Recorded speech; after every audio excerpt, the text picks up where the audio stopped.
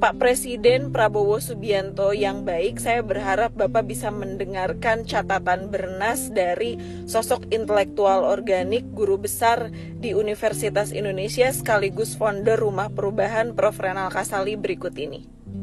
Melihat ada sejumlah orang yang diangkat seperti saya sedang melihat anak intern gitu loh. Magang? Ya, anak magang gitu.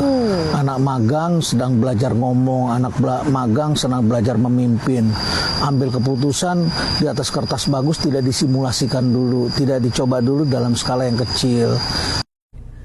Benar sekali dengan apa yang disampaikan oleh Prof. Renal Kasali, dan saya sebagai anak muda yang memiliki fokus penelitian di isu-isu politik, pemilu, demokrasi, komunikasi, dan partai politik, baru kali ini mendapati kabinet, di mana kabinet merah putih yang gemoy ini dengan kualitas para menterinya yang jauh dari harapan rakyat.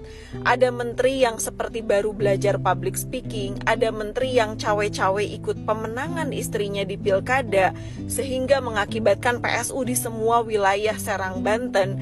Ada menteri yang ingin cepat mendapatkan gelar akademik dengan melakukan pelanggaran. Ada kepala kantor komunikasi kepresidenan yang kurang piawai melakukan komunikasi publik, menteri yang kontroversi karena kebijakannya terkait dengan pagar laut.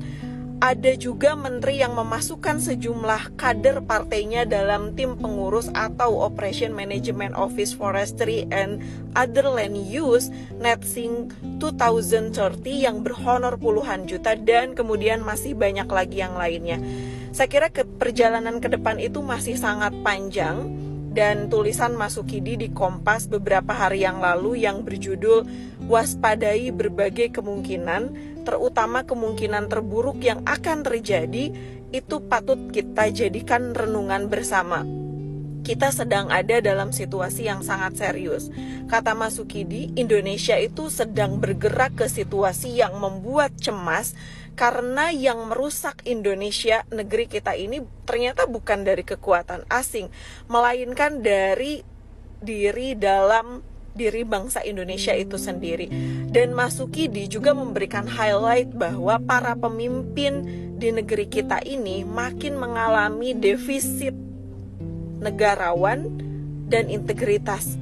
Praktek normalisasi konflik kepentingan antara kekuasaan dan bisnis, antara negara dan partai, dan bahkan antara bangsa dengan kekuatan ormas keagamaan, itu juga kerap kali terjadi.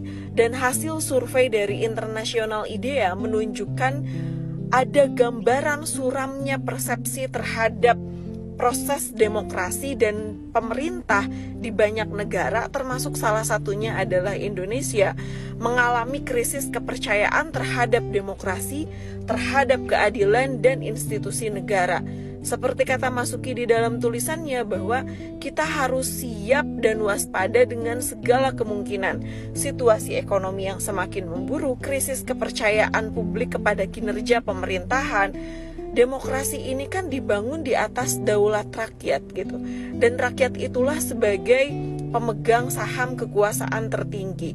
Maka ketika rakyat sudah bersuara, mestinya rakyat itu bisa diberi nilai tertinggi, dan itu terkoneksi dengan nilai-nilai ketuhanan. Makanya ada istilah suara Tuhan adalah suara rakyat gitu. J.J. Rousseau dalam karyanya The Social Contract menekankan bagaimana pentingnya kehendak umum dan bagaimana suara rakyat itu harus menjadi dasar legitimasi publik. Tetapi kalau kita lihat realitas yang terjadi hari ini, teman-teman semua, di mana terjadi adanya penyalahgunaan suara rakyat, maka Tuan Presiden Pak Prabowo Subianto yang terhormat, dengarkanlah suara publik. Suara rakyat jangan terus-menerus dicederai dan dibuat merana dengan kebijakan-kebijakan yang dibuat oleh pemerintah dan DPR. Jangan seperti Malin Kundang yang berbuat durhaka kepada ibu yang telah melahirkannya. Seperti di akhir tulisan Mas Sukidi menyampaikan bahwa Republik kita itu sedang membutuhkan patriot yang jujur, yang tulus berjuang untuk kemajuan Indonesia sesuai dengan cita-cita founding fathers dan mothers kita. Itu pula yang diharapkan oleh anak-anak muda. Dan kita tentu berharap ke depan tidak ada kata terlambat selama memang para pemimpin kita ingin memperbaiki kondisi demokrasi ini, apalagi di tengah tantangan global, kondisi ekonomi, sosial, politik, budaya, geopolitik kita yang semakin mengalami tantangan yang cukup besar. Maka bagaimanapun pemimpin harus memiliki itikat baik untuk bisa memperbaiki bangsa ini. Bagaimana menurut pendapat teman-teman?